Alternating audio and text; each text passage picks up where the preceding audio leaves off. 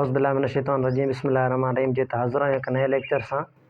असांजो अॼु जो जेको टॉपिक आहे एप्लीकेशन्स ऑफ ट्रांसफार्मर। हिन जो मतिलबु इहो आहे त एप्लीकेशन्स कहिड़ियूं ट्रांसफार्मर असां डेली लाइफ में कहिड़ियुनि कहिड़ियुनि जॻहियुनि ते कहिड़े कहिड़े तरीक़े सां इस्तेमालु कंदा आहियूं।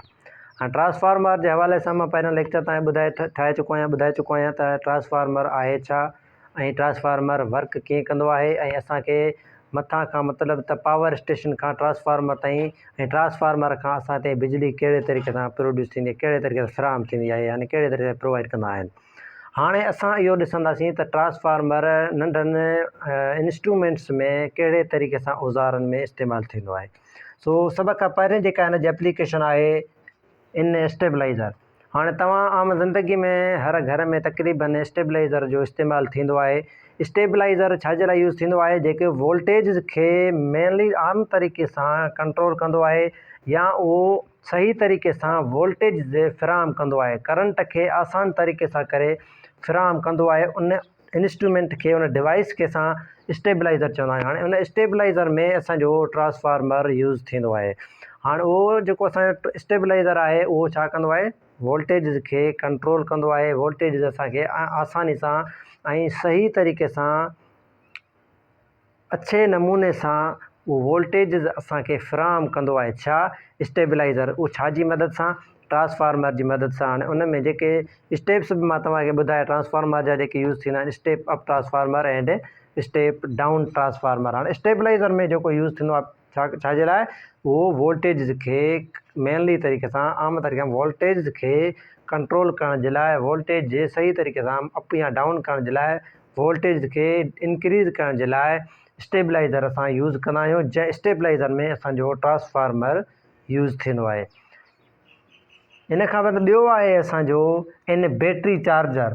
हाणे बैटरी जा जेके तक़रीबन DC करंट असांखे प्रोड्यूस कंदी आहे, या तव्हांखे बि ख़बर आहे, उहो छा आहे, हिकु केमिकल डिवाइस आहे। छा आहे, उहा डिवाइस आहे जेका केमिकल या मैकेनिकल, जेका असांजो केमिकल उन में इस्तेमालु कंदा आहियूं त केमिकल एनर्जी खे इलेक्ट्रिकल एनर्जी में कन्वर्ट कंदी आहे।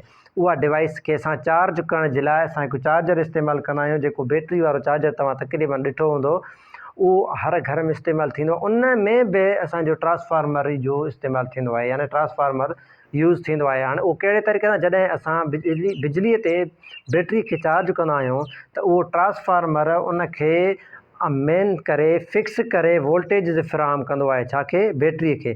अगरि जेकॾहिं असां डायरेक्ट बिजली मां बैटरी चार्ज कंदासीं त उहा सड़ी सघे थी, मतिलबु उन हाई वोल्टेजिस थी वेंदा, त हुन में बैटरी आहे DC करंट, त उहो छा कंदी, आसानी सां उहा बर्दाश्त करे न सघंदी, तंहिंजे करे उन में कुझु बि नुक़सानु हुनजो थी सघे थो।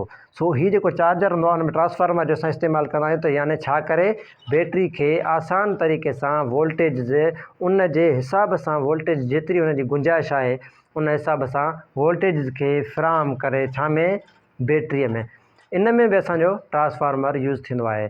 इन खां बाद ॿियो जेको आहे असांजो जेको किरदारु आहे ट्रांसफार्मर जो, छा में, इन सर्किट ब्रेकर। सर्किट ब्रेकर तव्हां जेके आम बोर्ड वॾा इस्तेमालु थींदा आहिनि मशीनरी जे लाइ, उन बोर्ड वग़ैरह जेके असां इस्तेमालु कंदा आहियूं, जेके स्विच जेके चइबो आहे, असां ऑन या ऑफ कंदा आहियूं, सर्किट जा जेके असां इस्तेमालु कंदा आहियूं, उन सर्किट में असां ट्रांसफार्मर जो इस्तेमालु कंदा आहियूं। हाणे उन में असां कीअं ट्रांसफार्मर जो इस्तेमालु कंदा आहियूं, यानी जॾहिं असां ट्रांसफार्मर वोल्टेज असांजा वधी वेंदा, वोल्टेज अप डाउन थी वेंदा, उन में बि असांजो step up step down transformer जो इस्तेमालु थींदो आहे, जेको मेन कंदो आहे, मेंटेन कंदो आहे छाखे, वोल्टेज खे। हाणे इहे सर्किट असां छाजे लाइ इस्तेमालु कंदा आहियूं, करंट खे ऑन करण जे लाइ या ऑफ करण जे लाइ, यानी करंट खे गुज़ारण लाइ या करंट खे स्टॉप करण जे लाइ असां इस्तेमालु कंदा आहियूं। उहो असां छा हूंदा आहिनि, सर्किट ब्रेकर्स, यानी असां जेके सर्किट बोर्ड्स इस्तेमालु कंदा आहियूं, असां आम उनखे बोर्ड चवंदा आहियूं, ठीकु आहे, उनखे सर्किट चइबो आहे, ठीकु आहे। ऐं उन खां बाद ॿियो जेको आहे असांजो एयर कंडीशन में इस्तेमालु थींदो आहे, यानी AC असां जेका इस्तेमालु कंदा आहियूं घरनि में, AC में बि मतिलबु त हिन सभिनी में इंस्ट्रूमेंट्स जेके बि हिते आहिनि, हिन इंस्ट्रूमेंट्स में असां ट्रांसफार्मर जो वोल्टेज खे यानी करंट खे मेनली तरीक़े सां फिक्स करण जे लाइ, मेंटेन करण जे लाइ असां डेली लाइफ में ही इंस्ट्रूमेंट्स आहिनि जेके, जिन में ट्रांसफार्मर, ॿिया बि केतिरा ई आहिनि हिन जा इंस्ट्रूमेंट्स, ठीकु आहे, जंहिंमें असां ट्रांसफार्मर छाजे लाइ इस्तेमालु कंदा आहियूं, वोल्टेज खे मेन करण जे लाइ, यानी वोल्टेज खे फिक्स करण जे लाइ असां ट्रांसफार्मर जो इस्तेमालु कंदा आहियूं।